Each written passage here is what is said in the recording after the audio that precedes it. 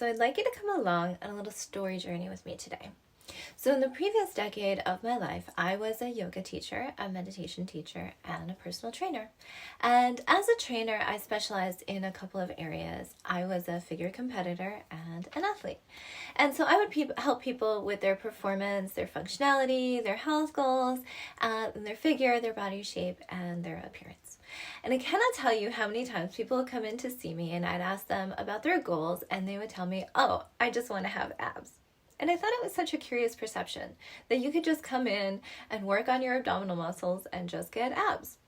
I thought it was funny because to me, I saw this more like plastic surgery, where you would go in and just alter like one thing about your physical appearance without having to change much of anything else. But that's not really how fitness works. And if you ask someone like me, it's kind of missing the point. So what the heck does this have to do with happiness and joy and grieving? I'm so glad you asked. How many people in our society say they want to be happier? They say, I want to be happier. I want to experience more joy. So they get in a relationship, but they're no happier. They get more wealth, but they're no happier. And it turns out that what they're actually saying is, I want more of the good stuff in life and less of the bad stuff. And in my understanding, this is just not how the human experience is actually designed to work for us. There's no plastic surgery for bigger happiness.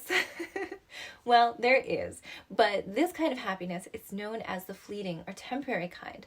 It's not the kind that sustains us and nourishes us through a lifetime and deepens our connection to ourselves, to others, and to life. But I think this is what most people mean when they say that they want more happiness, but they don't understand that there's a difference. What am I saying? Just like the person who wants abs, we often wish for more happiness, or at least less pain, or for our experience of grieving, or loss, or disappointment, or heartache, or discomfort to just end. We want to get better. We want to get back to normal. Normal, right? We want to move away from the suffering and just get on with our lives. But if we get that, if we're successful at that, which is really a form of like numbing or running or bypassing, then we've actually missed the entire point of the experience, and we've unintentionally robbed ourselves of the opportunity to learn the capacity to experience more in our life, more of our life. How do I know? Well, I spent most of my life living and experiencing all things in a narrow tunnel of experience, a limited bubble of feeling capacity, and I was at the mercy of its fluctuations.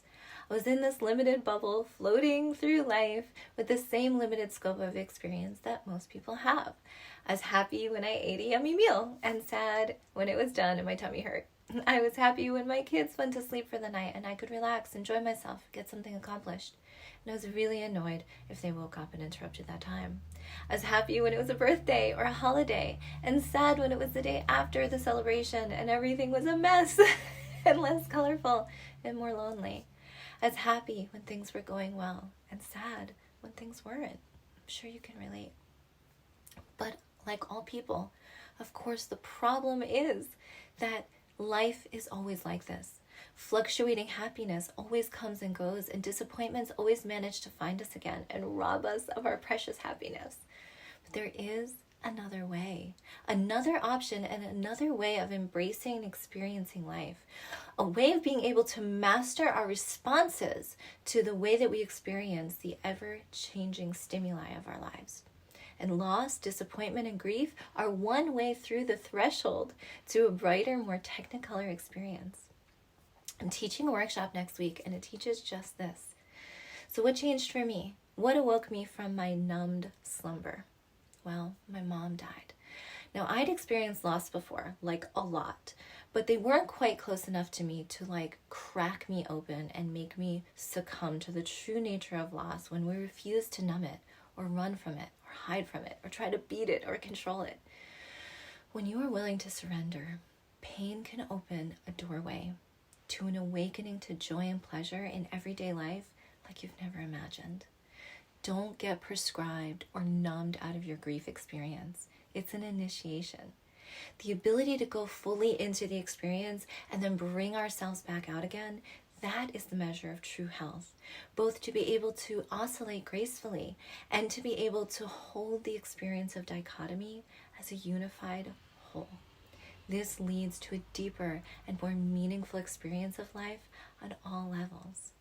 Because of the love that we have shared and the pain that we've endured, we have now been granted a gift, an invitation to use the pain of love and loss as the doorway, the catalyst to even deeper love and joy also.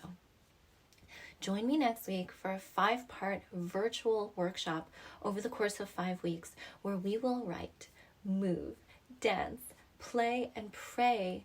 Breathe and pray at the doorway of grief, and then walk through it together to surrender and mastery.